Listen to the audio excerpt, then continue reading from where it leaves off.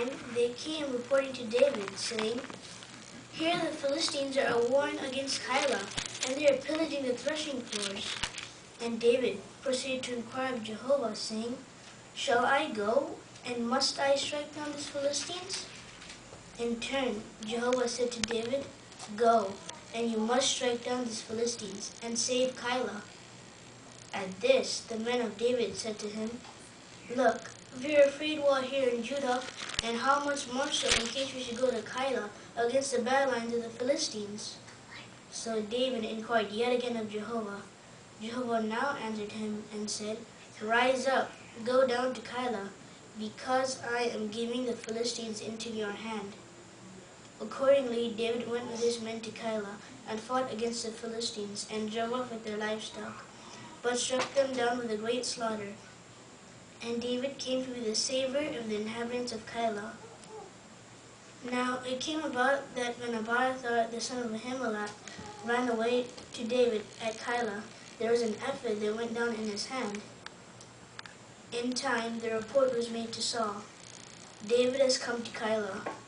And Saul began to say, "God has sold him into my hand, for he has shut himself up by coming into a city with the doors and bar." So Saul summoned all the people to war, to go down to Keilah, to besiege David and his men. And David got to know that Saul was fabricating mischief against him. Hence he said to Abiathar the priest, "Do bring the ephod near."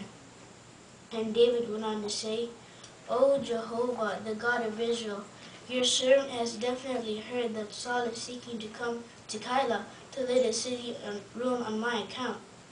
Will the landowners of Keilah surrender me into his hand? Will Saul come down just as your servant has heard? O Jehovah, the God of Israel, tell your servant, please." To this, Jehovah said, "He will come down." And David went on to say, "Will the landowners of Keilah surrender me and my men into Saul's hand?" In turn, Jehovah said, "They will do the surrendering."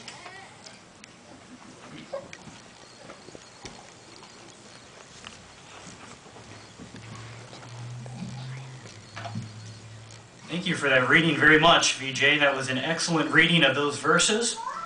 You did a number of things very well.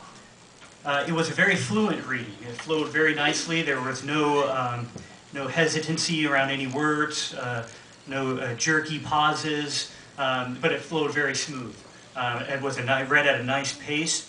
Fluency also contributes to the ability to emphasize certain words a little bit more. You find certain spots to read with a little more enthusiasm.